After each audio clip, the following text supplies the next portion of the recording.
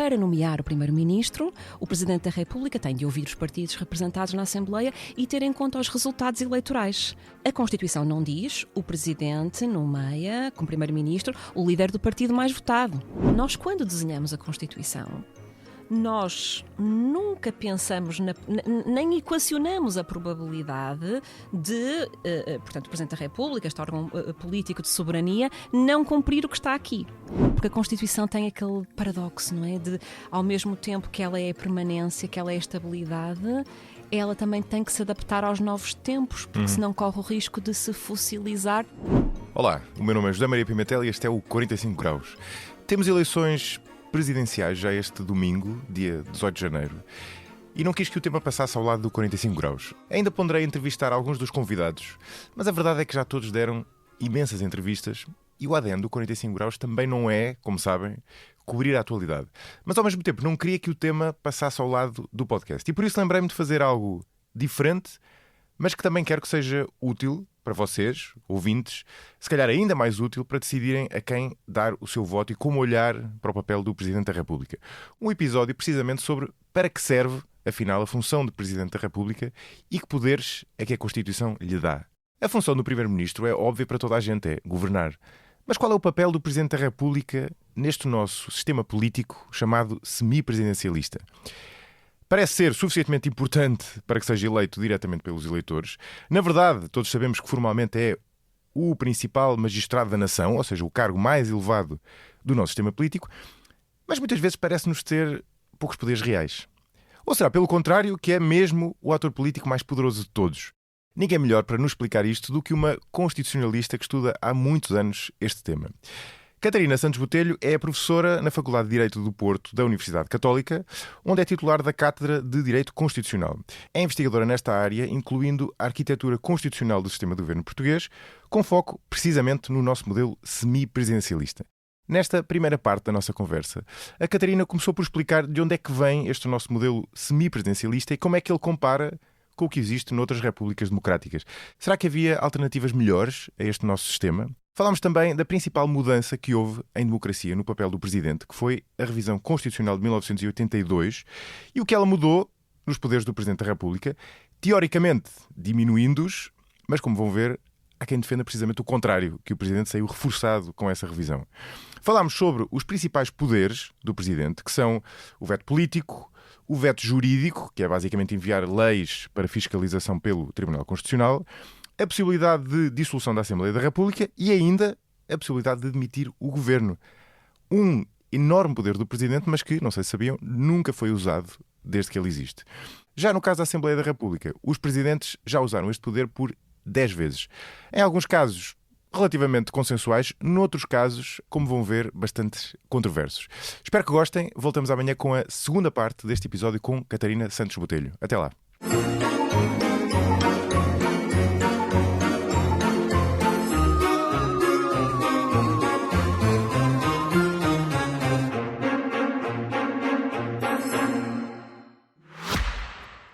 Se gosta de ouvir podcasts, conheça a oferta que o Expresso tem para si.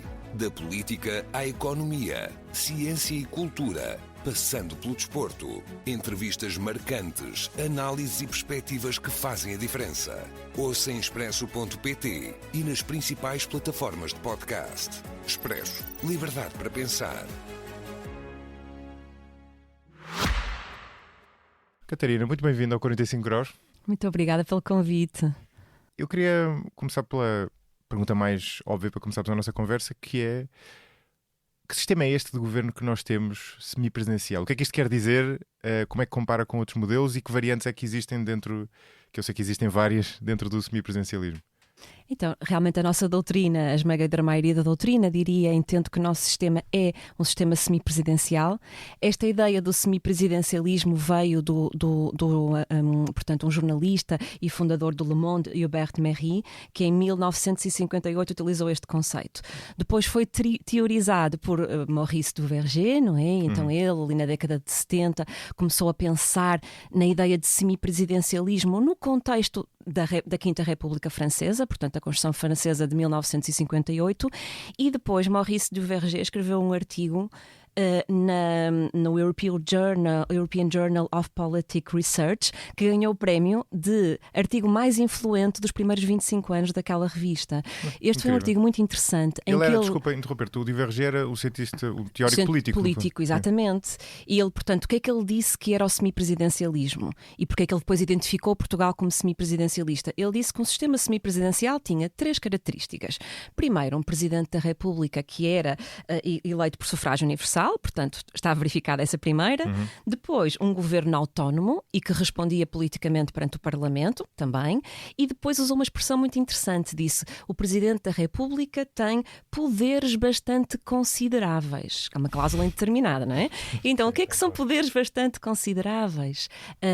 Relativamente a esta cláusula, ele entendeu que Portugal se inseria na categoria dos tais poderes bastante consideráveis e incluiu Portugal.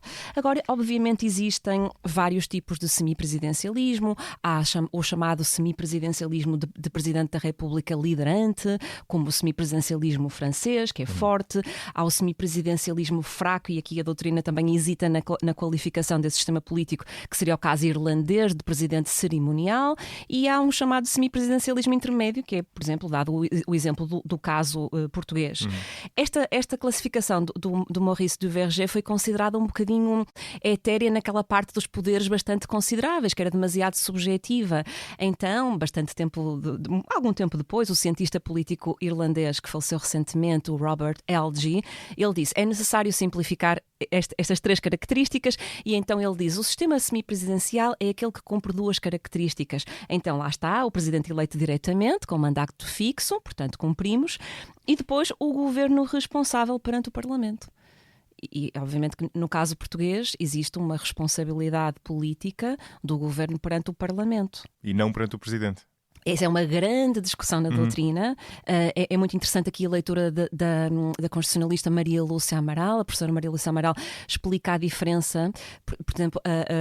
Por exemplo, a Assembleia da República perante o Presidente da República tem uma responsabilidade estrutural. Depois, agora focando-nos no eixo, e o Presidente da República perante o Governo e o Parlamento existe a responsabilidade política legislativa, no sentido que o Presidente pode vetar.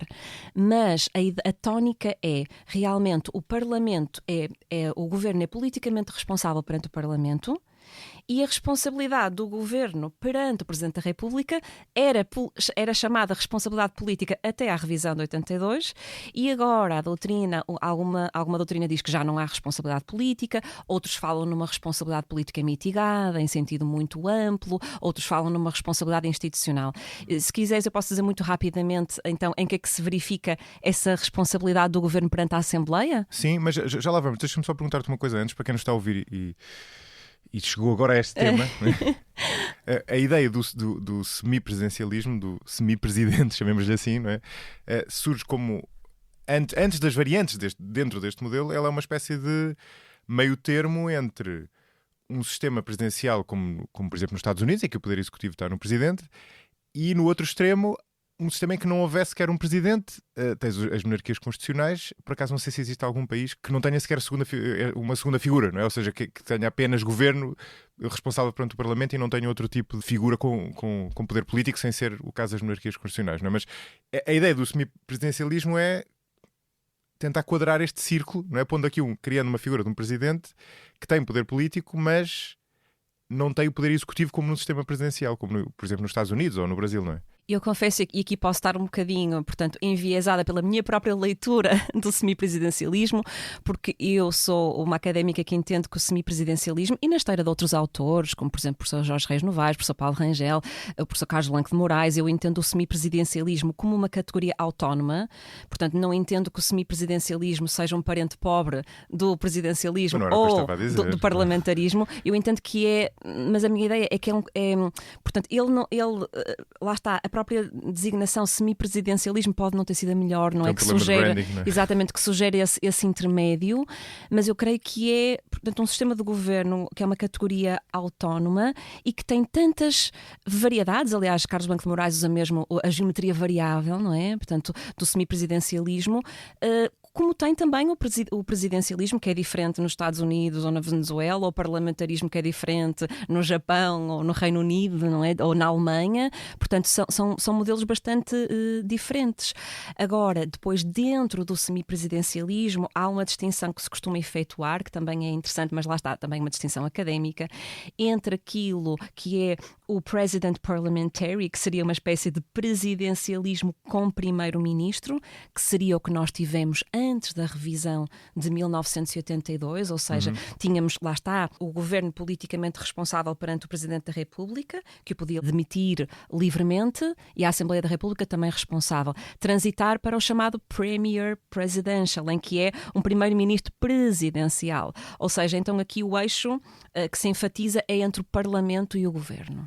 Que é o que nós temos agora. Né? Que é o que nós temos agora. Sim. Portanto, é este tipo de semipresidencialismo. O modelo pré-revisão de 82 é mais próximo do que existe atualmente em França. Exatamente, se bem que depois a comparação com o regime francês é um bocadinho complicada, aliás, porque os próprios franceses hesitam em utilizar a expressão semipresidencialismo. Aliás, Paulo Rangel, no livro dele, dos Elementos de Política Constitucional, utiliza uma expressão muito interessante em que ele chama du verger de mal amado, o mal amado. Ele foi efetivamente desconsiderado pela doutrina francesa, que continua e agora citando Carlos Banco de Moraes, a venerar as vacas sagradas do presidencialismo e do parlamentarismo.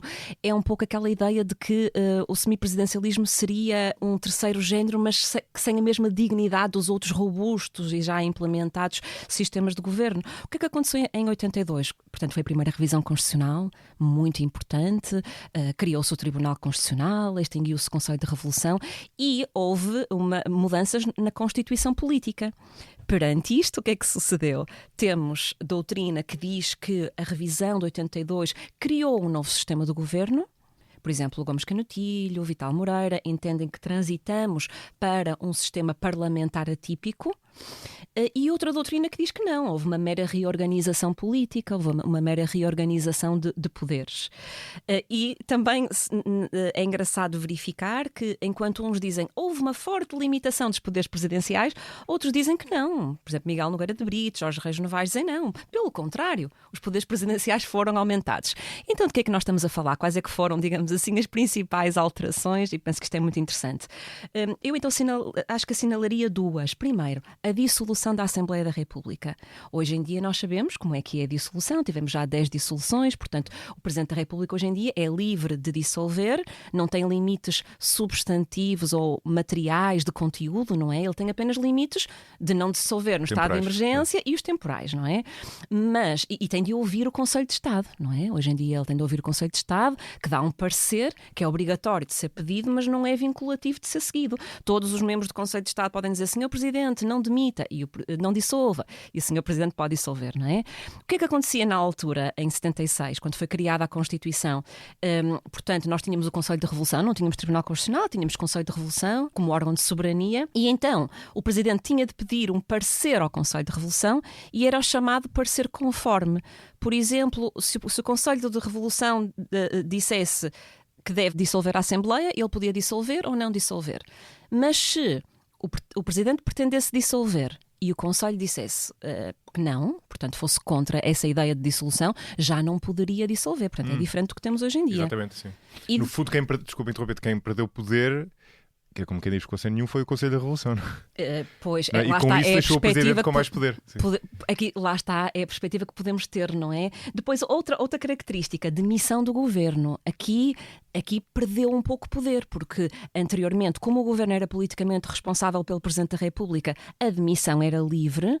Hoje em dia, aquela cláusula que os meus alunos gostam muito, que é do 195, número 2, o Presidente só pode demitir o governo quando estiver em causa o regular funcionamento das instituições democráticas, e desvendar o que isso é. Exato. Isso é filigrana jurídica do mais alto nível, não é?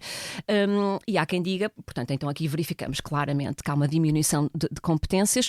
Outros dizem, É verdade que houve uma certa limitação, temos aqui uma cláusula substantiva, mas, por outro lado, em compensação, foi criado o artigo 201, número 1, a linha C, que diz que o Primeiro-Ministro tem de informar o Presidente da República acerca dos assuntos respeitantes à condução da política interna e externa do país. Portanto, tirou-se com uma mão, deu-se com outra mão.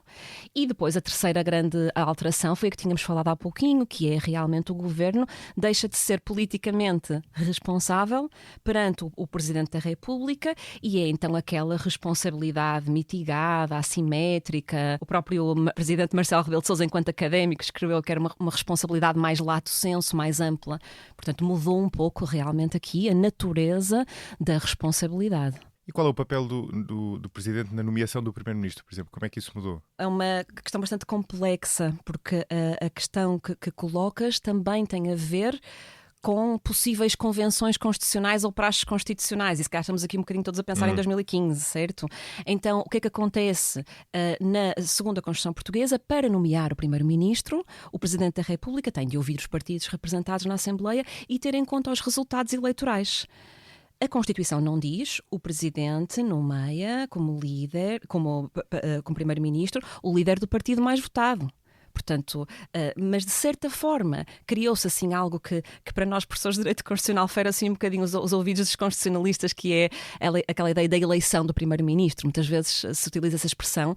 Claro que o Primeiro-Ministro não é eleito, não é? A legitimidade democrática do governo é indireta, mas ele nasce das eleições. Há aqui uma ligação umbilical e, portanto, a questão é: será que existe uma convenção constitucional no sentido de que do Presidente da República tem de nomear o líder do partido mais votado ou não? Uma regra não escrita que gera a convicção de obrigatoriedade, de que deverá ser essa a solução, porque lembremos-nos, não é, do grande celeuma constitucional em 2015, não é? Em que 2015 foi quando António Costa fez o governo da geringonça, não é? Mesmo ficou em segundo lugar nas eleições, mas conseguiu reunir mais votos e conseguiu que, na altura, Cavaco Silva o empossasse. Exatamente. Realmente nada na Constituição diz que tem que ser o líder do partido mais votado, mas existe como que uma convenção constitucional nesse sentido, e que Cavaco Silva, na minha perspectiva, o Presidente Cavaco Silva respeitou a Convenção, porque ele indicou como Primeiro-Ministro o líder do partido mais votado. Portanto, exatamente. Inicialmente, e depois tivemos, lá está, a grande questão. Depois tivemos o Parlamento. Mas isto é uma questão muito interessante. Aliás, eu tenho um artigo que vai sair sobre isto, precisamente sobre as convenções constitucionais, que é algo que é mais comum em países como o Reino Unido, os Estados Unidos, que são países de precedente, de common law. Nós somos uma família jurídica de direito civil, portanto ligamos mais ao direito, ao escrito, não tanto às convenções. Menos à jurisprudência, não é? Mas então, será que haveria também uma convenção constitucional no sentido de que não se deveria derrubar um governo logo à partida, ou seja, que se deveria dar ao governo uma oportunidade? Ou seja, porque, simplificando, vamos supor que um governo, portanto, é nomeado, ele vai à Assembleia da República a apresentar o programa do governo. Pode acontecer uma de três coisas. Então, há uma discussão e o programa não é votado, que é a chamada investidura parlamentar tácita. Isto não pode acontecer num sistema parlamentar puro, mas nós somos semipresidencial. Ou seja, o governo entra em funções, mas não houve propriamente uma aprovação do programa do governo. Por isso é que a epígrafe deste artigo do 192 não diz aprovação do programa do governo, diz apreciação do programa do governo. Primeira hipótese, investidura parlamentar tácita. Como disse uma aluna minha com muita piada, o quem cala consente.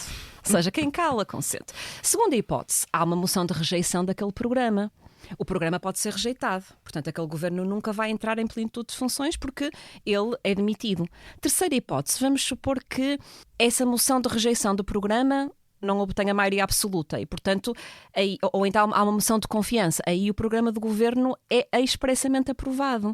E havia na altura, depois houve aqui uma espécie de uma dissonância em que nós tínhamos vários constitucionalistas e vários académicos e comentadores políticos na altura, uns a dizer, existe uma convenção, por exemplo, estou-me a lembrar de Miguel Paiás Maduro, existe uma espécie de uma convenção no sentido de que aquele governo terá uma oportunidade, porque a história constitucional, tínhamos apenas um caso, portanto já muito, muito antigo, em em que isso tinha sucedido de rejeição de programa, portanto, quando foi, portanto, o terceiro governo constitucional de Nóbrega da Costa, em que houve uma rejeição, mas depois em todos... No início, logo? Foi logo no início, portanto, houve uma demissão por rejeição, o governo de Nóbrega da Costa foi demitido por rejeição do programa do governo. Mas isto foi, portanto, antes da revisão constitucional. E, portanto, a seguir a 82 não tínhamos tido mais nenhum caso. Então, isto foi um caso muito interessante. Eu gostei muito de estudar este caso, porque tínhamos isto aqui não pode ser bem uma convenção, porque uma parte do poder político acreditava que havia uma convenção e, pelos vistos, outra parte não acreditava que havia uma convenção. O que é que dizia alguma parte? Mas então o PSD também viabilizou governos minoritários do PS pela tal investidura parlamentar tácita. Mas, do outro lado, não era encarado como uma obrigação. Aliás, lembro-me de ler o professor Vital Moreira, no Causa Nossa, a dizer que não existe nenhuma convenção constitucional nesse sentido. Portanto, isto é mesmo muito interessante. Claro, lá está a maneira como os intérpretes aplicadores da Constituição e os órgãos políticos leem a Constituição invisível, não é? A Constituição informal. Uhum. E já agora, como é que, a esse nível, como é que a nossa Constituição compara com outros regimes do género? Quão prescritiva ela é nos poderes do Presidente e na relação do Presidente com o Primeiro-Ministro e com a Assembleia? Eu diria que ela é bastante, por uma razão, porque temos uma Constituição assim bastante detalhada. Por isso é que eu estou a perguntar isto, não é? Portanto, porque ela já é cumprida, na verdade. Portanto, é curioso ver Exato, se calhar há menos margem, mas existem sempre práticas informais, a informalidade existe sempre. Conseguimos pensar em várias convenções constitucionais que não estão escritas, por exemplo, os acordos que têm existido entre os dois partidos, a PS e PSD, no sentido de indicarem uma série de órgãos que necessitam da aprovação de 2/3. Por exemplo, os membros que são eleitos do Conselho Superior da Magistratura, juízes para o Tribunal Constitucional, a ideia de que a presidência do Tribunal Constitucional é feita alternadamente entre um juiz não é mais de centro-esquerda e um juiz mais de centro-direita. Isto são convenções constitucionais, não está propriamente escrito nem na Constituição, nem na lei do Tribunal Constitucional, nem na legislação infraconstitucional. No caso do Presidente da República, eu agora estava a ouvir-te, talvez complique no nosso caso o nosso sistema ser quase um duplo híbrido, não é? Porque...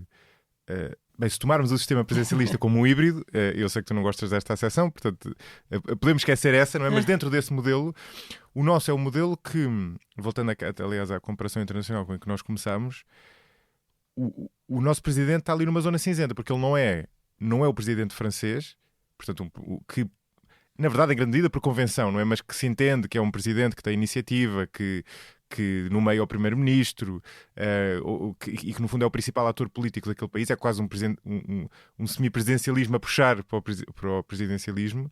Nem é isso, nem é o outro extremo da versão irlandesa, por exemplo, em que o presidente também é eleito por sufrágio direto, mas na verdade tem mais poder cerimonial. Não é?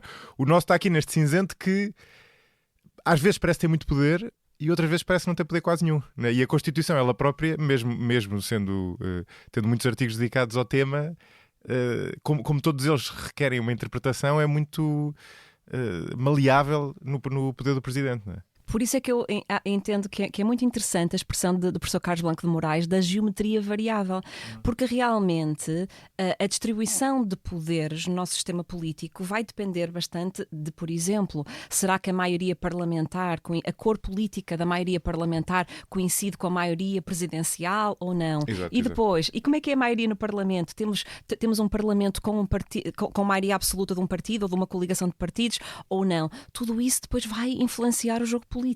Sim, e ao contrário de França, na verdade, isto atualmente em França já não é o caso, não é? Mas desde o de Gaulle, salvo erro, que em França passou, mas na verdade por convenção, a haver um alinhamento entre a família política do Presidente e a família política que dominava o Parlamento, não é? Porque as eleições começaram a coincidir e o Presidente quase que influenciava a votação dos eleitores e um desejo de alinhamento, não é? Enquanto nós cá quase temos o oposto, às vezes é invocado esse argumento, aliás até a propósito destas eleições, de que os eleitores desejam que haja uma coabitação no governo, não é? Portanto, se tens um presidente, se tens um governo de uma cor, vais querer um presidente da outra cor, não é? Exato, mas temos de pensar na profunda diferença que existe entre as eleições presidenciais e as eleições legislativas, não é? Porque realmente nas eleições presidenciais, o Presidente da República, supostamente, não é? Temos esta ideia de as candidaturas não são apresentadas por partidos, não é? Portanto, é diferente nas eleições legislativas, em que não pode haver candidaturas independentes, portanto, aqui é ao contrário, as candidaturas são apresentadas por partidos, depois a Assembleia da República, ela é a Assembleia representativa de todos os cidadãos, não é? Nesse aspecto representa os cidadãos, mas obviamente que há depois uma maioria, não é? E vai ser essa maioria que depois vai ter mais poder político. E quando pensamos no Presidente, não. O Presidente da República tem esta ideia de estar um bocadinho supra partidos, supra poder político, porque ele é o Presidente de todos os portugueses. Diz-se muito isso agora, mas não é? Mas isso é desde o Soares, não é? De todos os portugueses, mesmo os que não votaram nele. Sim, mas portanto, isso ele não é... representa a sua maioria. Aliás, ele não tem um programa político, portanto, ele não governa. É muito importante enfatizar isso e a importância de... Eu vejo a Presidência da República mais como uma mistura daquele poder neutro de Benjamin Constant, não é? Que dizia que o Presidente da República é um árbitro, um poder neutro, mas eu creio que ele intervém um pouco mais do que poder neutro. Eu creio que ele é poder neutro e é também concomitantemente um poder, digamos assim, podemos chamar-lhe de um poder conformador. Vê-lo como uma espécie de quarto poder? Sim, mas isso é o próprio Benjamin Constant, a ideia dele também era do quarto poder, era um poder neutro, o árbitro do sistema. Eu aqui completaria, portanto eu concordo com essa visão, penso que ela é muito útil também para perspectivar o que deve ser um Presidente da República. Tem sido muito enfatizado por Vital Moreira neste livro que escreveu, Que Presidente para Portugal. Já o li, acabei de o ler, está um excelente livro. Obviamente que eu tenho algumas discordâncias porque o Sr. Professor Vital Moreira entende o sistema do governo como um sistema parlamentar atípico, que eu entendo como presidencial, mas penso que tem excelentes reflexões sobre o que é que deve ser, sobre como deve ser um Presidente da República. Então eu, além deste poder moderador, portanto, acrescentaria o poder conformador, porque ele, o Presidente da República, não é alguém que está numa torre de marfim longe do jogo político. Ele, de certa forma, é um órgão, e como teoriza a Sra. Professora Maria Lúcia Amaral, é um órgão de governação indireta. Ele indiretamente vai influenciar o jogo político. Não podemos esquecer os amplos poderes que tem o Presidente em Portugal. Ele tem poder de veto. De veto de leis da Assembleia da República e decretos-leis do Governo. Ele tem poder de suscitar a fiscalização preventiva. Ele tem poder de dissolução da Assembleia da República. Cada um destes poderes tem uma imensidade de possibilidades, não é? Então vamos elencá-los, até para orientar quem nos está a ouvir, né? Quais são para ti os principais poderes do Presidente da Constituição? Então, se começássemos aí pela dissolução, que há bocadinho até comparamos como mudou, não é? Como mudou antigamente, portanto, com a revisão de 82, a dissolução passou a ser livre e, no fundo, ele apenas tem que consultar o Conselho de Estado, não é? Ele tem que consultar, mas não tem que seguir o seu parecer. Então vamos supor que o Presidente dissolve a Assembleia da República. Que limites é que existem? Existem 3 limites. Um limite é ele não pode dissolver a Assembleia da República se estivermos perante um estado de sítio de emergência. Pensemos, por exemplo, no tempo da pandemia. Não faria sentido dissolver a Assembleia da República. Depois o Presidente tem a obrigação de marcar eleições nos 60 dias seguintes à dissolução, não é? E, portanto, quer dizer que não há condições para se realizarem eleições. Portanto, isto é um limite que tem que existir. Depois temos 2 limites, que há quem critique um bocadinho a existência destes limites, mas são um pouco mais políticos. O primeiro é, o Presidente da República não pode, e até podemos dar o exemplo de Cavaco Silva em 2015, quando a coligação PAF, não é? Portanto, ganhou as eleições, ele nomeou Pedro Passos Coelho e depois o programa do governo foi chumbado. O Presidente Cavaco Silva estava duplamente limitado. Primeiro, não podia dissolver a Assembleia da República, porque estávamos nos primeiros 6 meses de funcionamento da Assembleia da República.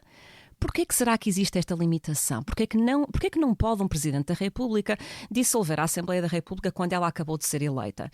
Para dar a oportunidade à Assembleia da República de iniciar funções e porque podia ser um golpe do Presidente da República. Se o Presidente da República não tivesse ficado contente, claro, digamos exatamente, assim, com o resultado das eleições... Popular, não é? Exato. E o segundo limite, que também era um limite que na altura o Presidente Cavaco Silva tinha, que era estar no último semestre do seu mandato, agora é de Presidente. Então, o Presidente Cavaco Silva estava nos últimos 6 meses do seu segundo mandato, pelo que não poderia dissolver a Assembleia da República. Aqui a ideia, há quem discorde desta limitação, mas a limitação no fundo é para prevenir que é mesmo o risco de contaminação política, que o Presidente da República sentisse tentado a deixar a casa assim, arrumada da sua cor política, digamos assim. Portanto, era mais nesse sentido. Então, vejamos, isto é um poder muito, muito significativo e nós tivemos 10 dissoluções. O Presidente Ramalhianes dissolveu 3 vezes. Depois tivemos uma dissolução com o Presidente Mário Soares, 2 com o Jorge Sampaio, com o Presidente Jorge Sampaio, sendo a mais polémica a de 2004, não é? Que deu origem a muitos livros, a muito polémica. Santana Lopes. Porquê é que foi polémica? Porque, não é? Estávamos perante uma situação em que tínhamos o Parlamento com maioria, aliás até com maioria absoluta. Portanto, todas as dissoluções que vão mexer num Parlamento que é maioritário, que não tem um problema de desagregação da maioria, são mais politizáveis e logo mais suscetíveis à crítica, não é? E depois, a Cavaco Silva, uma dissolução, Marcelo Rebelo de Sousa, 3 dissoluções. Portanto, também temos esta grande arma que tem o Presidente da República, não é? Portanto, um dos maiores poderes é o da dissolução. Exato. O outro é o da admissão do governo, que nunca foi usado, não é? Exato, o da admissão do governo, que nunca foi usado, mas eu não entendo que essa cláusula seja uma cláusula obsoleta ou que tenha caído em desuso. Eu acho que isto é uma arma. Vamos só pensar porque que o Presidente não a tem usado. Porque se ele puder usar outro mecanismo, que é o da dissolução da Assembleia da República, que provoca a demissão do governo, portanto, a primeira causa de demissão do governo que está na Constituição, artigo 195, número 1, a linha A, é o início de uma nova legislatura. Ou seja, quando o Presidente dissolve a Assembleia ou a legislatura termina, não é? E começa uma nova legislatura, o governo cai. Porquê que cai o governo? Porque o governo tem uma ligação umbilical, simbiótica com a Assembleia da República. Ele nasce dos resultados eleitorais. Então faz sentido, não é, que ele caia. Mas podia fazer o contrário, podia demitir o governo sem dissolver a Assembleia e obter um novo governo a partir da Assembleia. Também pode, exatamente. Portanto, é uma ferramenta que lhe assiste, não é? Mas realmente nunca foi utilizada, mas não quer dizer que não venha a ser utilizada num cenário político em que, por exemplo, o Presidente da República não possa dissolver a Assembleia da República porque estamos naquela situação dos limites formais. Pode, eventualmente, um dia vir a ser utilizada. E provavelmente, corrijo-me se estou a ver mal, embora a dissolução da Assembleia seja uma solução mais drástica do que a demissão do governo, porque lá está, demitindo o governo podias obter um novo a partir da Assembleia, é uma ingerência menor do Presidente substituindo só os eleitores, não é? Digamos assim. Ou seja, se eu demitir um governo, estou a ser um ator político mais forte na decisão da composição do governo do que se eu dissolver a Assembleia, não é? Porque se eu demitir um governo, vou estar a escolher o governo seguinte, de certa forma. Portanto, estou a ser um presidente muito ativo, à moda dos presidentes pré-82 ou à moda de um presidente francês. Se eu dissolver a Assembleia, é verdade que é uma medida mais drástica, mas eu estou a devolver a voz ao povo. Sim, eu creio que muitas vezes também está aí, não é? Está aí. E por vezes a dificuldade em existir realmente uma alternativa governativa, não é? Isso também é uma dificuldade muito grande e, portanto, então, realmente, este é um grande poder. Agora, o terceiro grande poder, eu diria, e depois talvez um quarto, se me permites depois assinalar mais um. Claro. O terceiro poder, eu diria que é o poder, então, de veto. O Presidente da República tem o poder de vetar leis da Assembleia da República e decretos-leis do Governo. Quanto aos decretos-leis do Governo, o veto é absoluto, que significa que, como decreto-lei, aquele ato legislativo não passa. Quanto às leis da Assembleia da República, aqui o veto, nós chamamos-lhe de suspensivo, porque no fundo, a Assembleia da República pode, por maioria absoluta ou por maioria de 2/3 se for uma lei orgânica, ultrapassar este veto do Presidente da República. No fundo, é dar-se a posição de destaque à Assembleia da República, que é o órgão legislativo por excelência. Mas é um poder imenso. Por exemplo, o professor Vital Moreira tem uma leitura mais restritiva do poder de veto e, aliás, até propõe uma alteração, portanto, que numa revisão constitucional se restrinja o poder de veto do Presidente da República e entende que ele só deve, o Presidente só deverá, não deve votar por razões políticas, assim, stricto sensu, mas, na minha leitura da Constituição, o veto político é precisamente um veto que pode ser político com razões políticas que o Presidente da República assim entenda. Tem legitimidade para isso. Tem legitimidade. Há dois tipos de vetos. Às vezes cria-se aqui uma certa confusão, porque na comunicação social ouvimos o Presidente mandou a norma para o Tribunal Constitucional. Mas isso não é veto, não é?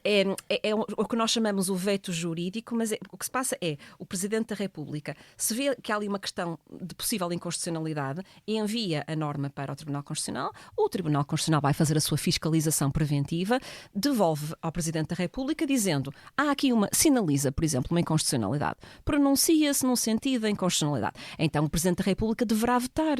Mas o fundamento desse veto é qual? O fundamento do veto é a pronúncia de inconstitucionalidade do Tribunal Constitucional. O que é um veto político? É diferente aqui, é o próprio Exatamente. Presidente que discorda da oportunidade, da conveniência daquele diploma e então aqui é muito importante porque o Presidente está a agir como um legislador negativo. A Assembleia da República deu um input, não é? Deu um input positivo, criou uma lei e o Presidente da República está a dizer não, esta lei não pode passar assim. Portanto, claro que há a possibilidade de superar o veto, mas também há custos políticos da superação do veto. Por vezes a Assembleia opta por reformular o diploma e atender às preocupações do Presidente. Outras vezes, insiste naquele assunto. E tem a legitimidade para tal, claro, porque é o órgão legislativo. Exato. Mas não parece um entendimento razoável do quarto poder, não é? Quer dizer, se a ideia é teres um Presidente que funcione como um poder real, não é? Este tal quarto poder, no fundo, a ideia do quarto poder é para lá do legislativo, do executivo e do judicial, não é? Dos três tradicionais. E se ele tem legitimidade popular de voto para isso, não é? Legitimidade eleitoral, faz sentido que ele tenha um veto político e não apenas a possibilidade de mandar para o Constitucional. E a nossa Constituição até não lhe dá uma liberdade assim tão grande, não é? Porque, como tu dizias, a Assembleia depois, se quiser, no caso dos decretos, de facto dá, mas esses esses não emanam da Assembleia, não é? Vêm do Governo. No caso da Assembleia querer insistir, ele já não pode votar a segunda vez. Portanto, na verdade, ele é um poder que continua a estar subalternizado face ao da Assembleia, o que não me parece absurdo. E até, por exemplo, no caso do Governo, podemos até pensar em manobras escapatórias, digamos assim. O Governo, se for um Governo que tenha maioria no Parlamento, pode fazer algo que ele apresenta uma proposta de lei com exatamente o mesmo conteúdo do diploma do decreto-lei que foi votado, e aquilo vai apresentar uma proposta de lei que depois pode converter-se em lei. E o Presidente da República depois recebe aquilo como lei, pode voltar a votar politicamente pelos mesmos motivos, mas assim a Assembleia já consegue superar. Exato. Portanto, mas aí tem que ter apoio na Assembleia. Aí não é? tem que ter Pois apoio na é Assembleia, essa, não é? exatamente. Ou seja, vamos dar o exemplo do Governo atual. Não é? Se o Governo atual decidir qualquer coisa em Conselho de Ministros, o Presidente pode votar and that's it, não é? Está votado, não é? Há a hipótese de fazer aprovar na Assembleia, mas aí precisa como não está em maioria, precisa de obter apoio para isso, não é? Exatamente, portanto, aí lá está, mas aí é o jogo político e que faz sentido, não é? Dos equilíbrios do sistema. Eu creio que aqui cria, portanto, uns checks and balances que a mim parecem interessantes. Exato. Aliás, o nosso sistema tem sido avaliado, e das leituras que tenho feito, em termos bastante positivos. Portanto, este nosso premier presidentialism que temos, ou seja, um semi-presidencialismo que, portanto, em que é mais intermédio, o poder do Presidente da República não é tão forte como o francês, que preside ao Conselho de Ministros, etc., mas é um semi-presidencialismo mais intermédio, tem sido apontado como um bom modelo, um modelo capaz de garantir a estabilidade democrática. Porque é que nós temos, uma coisa que eu me esqueci de dizer é, porque é que nós temos o semi-presidencialismo e não, por exemplo, parlamentarismo?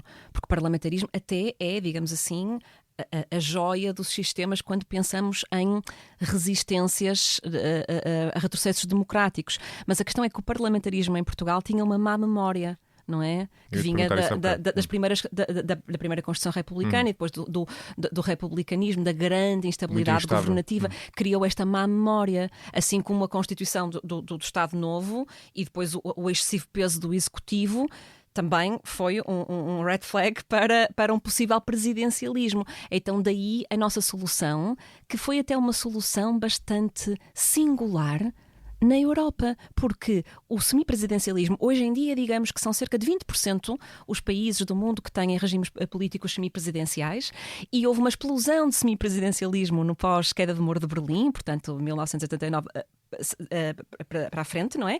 Mas reparemos, o nosso semipresidencialismo foi criado na década de 70. Na altura foi bastante singular. A nossa opção, uma frase interessante aqui do então deputado da Assembleia Constituinte, Jorge Miranda, em que ele explica porque é que nos afastamos do parlamentarismo puro e do presidencialismo puro. Então ele afirma o seguinte: a primeira vez que se falou entre nós em semipresidencialismo, afirmou, portanto, que teremos um Presidente da República que não, portanto, não corresponde nem ao parlamentarismo puro, nem ao presidencialismo, nem talvez ao semipresidencialismo tal como é praticado em França, mas que satisfará as exigências atuais de construção da democracia portuguesa com as funções de representação, de fiscalização e de dinamização que lhe incumbirão. Portanto, está interessante vermos como houve aqui uma personalidade portuguesa própria, no sentido de que a ideia não foi propriamente a de mimetizar o constitucionalismo francês, o sistema de governo francês. A ideia foi dar força ao Parlamento. É preciso também perceber o contexto, não é? Estávamos a vir do Estado Novo numa altura em que havia um Parlamento, mas era como se não houvesse, não é? Portanto, dar força a um Parlamento que era o garante democrático, mas ao mesmo tempo não teres aquela instabilidade que tiveste na Primeira República, que provavelmente eu imagino muitos desses constitucionalistas tinham estudado na faculdade, não é? Portanto, era algo que eram duas realidades que estavam muito presentes na memória deles, não é? E criaram esta... Mas a diferença face ao francês é interessante, porque bem, tu não és especialista em Constituição Francesa, portanto vou-te fazer uma pergunta difícil, não é? E eu muito menos, não é? Mas sei que se lermos a nossa Constituição, mesmo a de hoje, ela não é tão diferente assim da Constituição Francesa no que toca aos poderes do Presidente. Ou seja, a diferença que existe... É verdade que Jorge Miranda estava a falar da Constituição de 76, portanto ele não estava a falar depois das alterações que houve, que falámos no início, mas abstraindo-nos desse aspecto por agora, não é? As grandes diferenças entre o nosso modelo e o modelo francês parecem ser mais de prática do que propriamente do que está escrito na Constituição, não é? Eu concordo contigo. E, aliás, tenho lido sobre essa perspectiva, exatamente, de que portanto, assim, um avanço, o acréscimo de poderes presidenciais do Presidente da República francês também tem sido feito na prática constitucional, na vivência da Constituição, portanto, convenções constitucionais, que em França se agudizam mais do que em Portugal, do que propriamente da letra do que está na Constituição, e isso pode acontecer, porque a Constituição não é só texto, como se costuma dizer, é contexto. A Constituição não é apenas aquilo que está escrito, pois ela assume também a sua própria vivência. E isto é particularmente importante quando falamos em Constituição política. Outro grande poder que tem o Presidente da República é a fiscalização. Nós há pouco já falamos da fiscalização, é a capacidade de pedir a fiscalização das normas. Já falamos na preventiva, que é antes de uma norma entrar em vigor, preventivamente levar a questão ao Tribunal Constitucional. A fiscalização é aquela que podemos dizer que é mais, entre aspas, politizável, não é? Aqui há uma maior politização porque a norma ainda não está em vigor. O Presidente da República tem ainda outro poder que é muito importante, que é o poder de levar uma norma ao Tribunal Constitucional para ser questionada após ela entrar em vigor. Chama-se a fiscalização sucessiva. Portanto, o Presidente da República pede ao Tribunal Constitucional para averiguar se uma norma que já está em vigor tem ou não algum vício de inconstitucionalidade.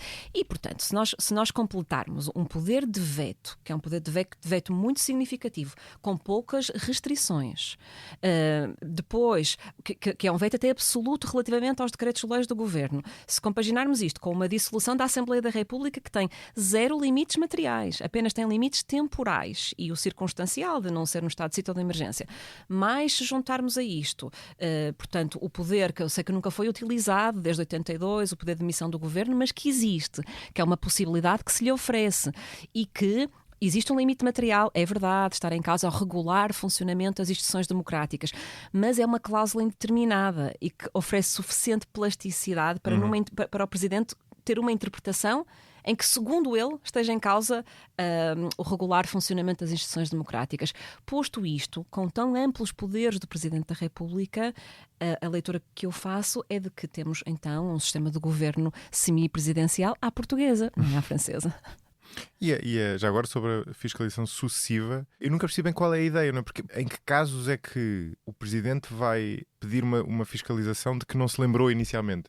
É quando ele achou que a lei não tinha problema, mas depois fica com dúvidas quando ela começa a ser aplicada? Uma lei, quando é pensada, tem imensos, aquilo que se chama blind spots, não é? Os pontos cegos da democracia. O legislador não consegue adivinhar todas as situações a que se pode aplicar. Portanto, o Presidente até pode ter recebido aquela lei, não é, nas suas mãos e não se ter apercebido das repercussões que a aplicação prática daquela lei traria. Primeira hipótese.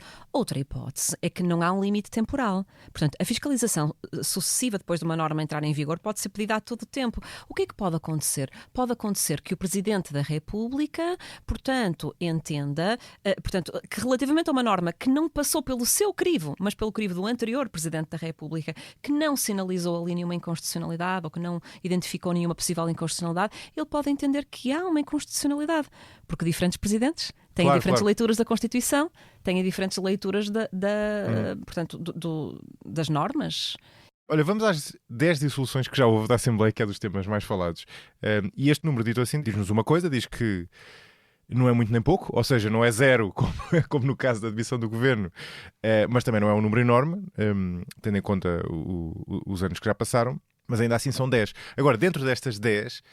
há coisas muito diferentes, há coisas mais ou menos banais, como, eu acho que entra aqui a primeira que tu referiste de Sampaio, quando António Guterres se demitiu, que foi um proforma, não é? Quer dizer, foi quase assinar de cruz, não é? Portanto, ele fez simplesmente... É certo, quer dizer, ele podia ter pedido ao PS para nomear um novo primeiro-ministro, mas as primeiras não tinham maioria absoluta, embora fosse por pouco, e era difícil tendo em conta o discurso do Guterres. Portanto, na verdade, não foi, eu imagino que não tenha havido um único constitucionalista a pôr em causa essa decisão, mas depois tens com o mesmo presidente a dissolução na altura do governo Santana Lopes, que já foi muito mais polémica, não é? Aí, portanto, dentro destas 10, quais é que são as mais polémicas? Temos esta de Santana Lopes... Iria sinalizar duas polémicas. Essa realmente, Santana Lopes, qual é que foi a grande polémica? É que, como dizias, tínhamos um governo de maioria absoluta, portanto, não esquecer que o 15º governo constitucional era de Durão Barroso, não é? Que, portanto, Durão Barroso depois foi para presidente da Comissão Europeia, mas existia uma maioria absoluta na Assembleia da República. E o Presidente da República, Jorge Sampaio, indicou Santana Lopes para liderar o governo. O que é que aconteceu? Que toda a gente sabe, não é? A instabilidade no governo de Santana Lopes, relativamente ao ministro Henrique Chaves, que era suposto ser ministro adjunto, mas depois afinal era do desporto, não é? Da juventude. Sim, houve várias, e, portanto, até do Paulo Portas. Sim, portanto, criou ali, havia ali uma certa instabilidade que o Presidente da República interpretou no sentido de a melhor solução ser a dissolução da Assembleia da República. Foi muito polémica esta dissolução. Agora, primeira questão, primeiro ponto, podia fazê-lo? Claro que sim. Portanto, ele tem as suas competências constitucionais permitem aquela dissolução, porque, como falamos, a dissolução é livre, não tem de dar argumentos substantivos para tal. Agora, normalmente costuma-se dizer, bem, mas depois paga-se o custo político. E normalmente até se costuma dizer, a seguinte eleição não é valida se aquela dissolução foi bem ou mal feita. A eleição seguinte foi de José Sócrates por maioria absoluta, PS. Portanto, talvez nos possa também dar aqui uma resposta. Obviamente que isto é bastante complexo. Vital Moreira entende que não o devia ter feito, portanto, que ultrapassou as competências. Muitos constitucionalistas criticaram realmente, e eu penso que a crítica que nós podemos fazer é uma crítica política, mais de micropolítica, certo? Mas não uma crítica constitucional, porque portanto, não saiu das suas competências constitucionais. Sim, eu imagino que a crítica de Vital Moreira seja que, bem interpretada, a Constituição não lhe daria esse poder, não é? No fundo, imagino que seja isso, não é? Mas há aí também um dado adicional, que ele Sampaio, podia ter dissolvido a Assembleia quando Durão Barroso saiu, não é? E ele optou por conduzir Santana Lopes, não é? É uma interpretação diferente da que tem tido Marcelo, por exemplo, que é muito mais de entender que que as eleições legislativas, na verdade, estão a eleger o Primeiro-Ministro e, portanto, saindo o Primeiro-Ministro, tem de renovar a Assembleia, não é? E Sampaio, num primeiro momento, optou pela estabilidade e depois, num segundo momento, reverteu. Sim, está realmente uma leitura interessante, exato, que ele inicialmente pensou, então, realmente, se o governo nasce da Assembleia e a Assembleia tem uma maioria estável, vou nomear outro governo. E a Constituição dá total abertura para o fazer, portanto, foi uma leitura perfeitamente hábil da Constituição. Realmente, o presidente Marcelo Rebelo de Sousa tem optado por uma leitura distinta, no sentido de que, no fundo, parece que vai um pouco abraçar essa convenção constitucional de haver uma espécie de 2 em 1, não é? Nas eleições legislativas, de serem eleições para o Parlamento e indiretamente também para o Primeiro-Ministro. Obviamente que portanto, são 3 dissoluções, não é? Uma em 2022, após após o chumbo do Orçamento do Estado. A Constituição não refere que o chumbo do Orçamento do Estado gera a demissão do Governo ou a dissolução da Assembleia da República, não há nada escrito nesse sentido. Por exemplo, o professor Vital Moreira tem uma proposta de alteração constitucional nesse sentido, sentido de, se o Governo não conseguir fazer aprovar o Orçamento de Estado penso que até ao trimestre do ano seguinte, então realmente não há condições de estabilidade, deveria ser dissolvida a Assembleia da República. Mas isto foi uma leitura do Presidente Marcelo Rebelo de Sousa que poderia ter sido assim ou não. Depois, a mais polémica realmente foi após a demissão de António Costa, em que haveria a possibilidade de, tal como Jorge Sampaio fez em 2004, mimetizar um pouco aquela ideia de vamos então agora nomear um novo governo, tendo por base os mesmos resultados eleitorais, não é? Que ainda por cima eram os resultados eleitorais, que, salvo erro, mas só confirmando, portanto, a maioria absoluta. Portanto, estávamos num contexto de maioria absoluta. Poderia ter sido essa a decisão. Não foi. Obviamente não estamos dentro da cabeça do Presidente da República para perceber porque é que não foi. Há várias variáveis. O argumento dele, na verdade. Sim, exato, o argumento que exteriorizou, não é? Sim. Mas, no fundo, há várias variáveis de micropolítica que nós não conhecemos. E até que ponto é que, não é? Portanto, a investigação criminal, portanto, obviamente que eu não queria entrar pela Operação Influencer e por todos esses aspectos, mas até que ponto é que a gravidade do que se poderia ter passado era bastante diferente das questões políticas que se passaram na altura de Santana Lopes. Será que pode ter sido esse o argumento? É um bom ponto e isso terá tido o seu peso, mas o caso de Marcelo é interessante porque ele tem uma posição de princípio em relação a este tema. Aliás, ele, não sei se te lembras, logo depois da maioria absoluta do PS, ele faz um discurso, acho que é o discurso em que passou o Primeiro-Ministro, em que ele diz os portugueses votaram em si, portanto o senhor foi a pessoa que foi eleita nesta eleição e se for embora vai voltar a haver eleições. Quer dizer, ele disse isto basicamente por outras palavras. E este é um tema interessante, eu gostava de ter a tua opinião, porque já discuti isto com várias pessoas, no qual eu fico, confesso, estou um pouco dividido, porque tecnicamente nós elegemos a Assembleia da República, nós votamos nos partidos e nos respectivos deputados e não no candidato a Primeiro-Ministro. Na prática, obviamente, que o que está na cabeça da maior parte das pessoas, e tendo em conta depois também a exposição mediática que existe, é que tu estás a pensar muito mais em votar no Primeiro-Ministro do que votar na composição do Parlamento. Não é? E, portanto, na prática as pessoas pensam mais no Primeiro-Ministro. Mas, embora isto aconteça na prática, eu acho que o Presidente da República devia ter o papel de, precisamente, quase o papel pedagógico de chamar a atenção para que as pessoas estão a votar no Parlamento e não no Primeiro-Ministro. E o que Marcelo fez foi exatamente o contrário. Não é? O que Sampaio fez na primeira instância foi exatamente fazer essa interpretação. E, no fundo, foi educativo naquele momento as pessoas perceberem, ok, nós achávamos que estávamos a votar em Durão Barroso, mas na verdade estávamos a votar no PSD. E é isso que é suposto acontecer.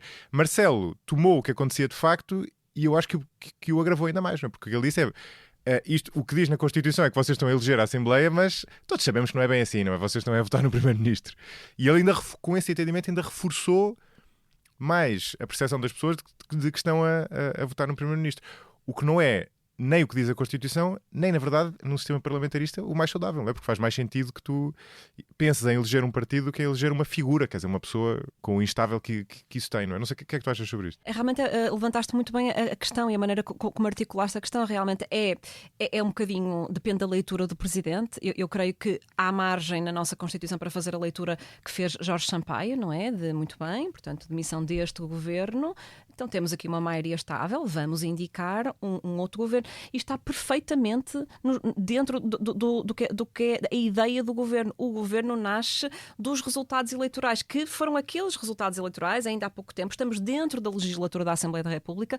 Claro que isso pode suceder. Portanto, é uma leitura perfeitamente legítima e é uma leitura que podemos até pensar sobre vários aspectos. Sobre o aspecto económico, não é? Não gera o stress político-económico e financeiro de eleições, de disrupção, não é? Do ponto de vista da economia, de toda a instabilidade que cria novas legislações, novas eleições. E é o que diz... Agora sou eu que estou a puxar, parece-me papéis invertidos, não é? Porque estás a puxar para a prática e eu estou a puxar para a Constituição. É o que lá diz de facto, não é? Independentemente de considerações de ordem prática. Os resultados eleitorais. Portanto, o que é não. O que eu quero dizer é quando votamos nas legislativas, estamos a votar em eleições legislativas. Exatamente. Não em eleições primeiro-ministeriais, não é?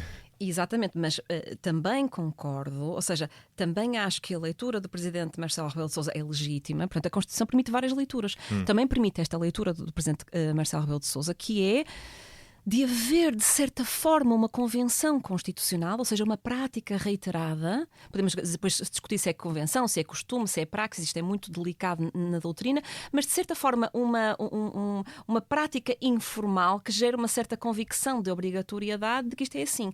Agora, eu também me estava a lembrar de outro argumento, e agora se calhar estou eu a puxar um bocadinho mais para um argumento político, que é, pode ser também difícil, ou seja, pode-se indicar uma outra pessoa, mas também é preciso que essa pessoa, esse suposto novo primeiro-ministro, aceite, ou seja, que ele próprio não abrace essa convenção constitucional e não sinta, bem, eu não vou querer ser primeiro-ministro porque eu vou ser um ministro menorizado. Se os outros primeiros-ministros, a maior parte deles, resultaram das eleições imediatamente...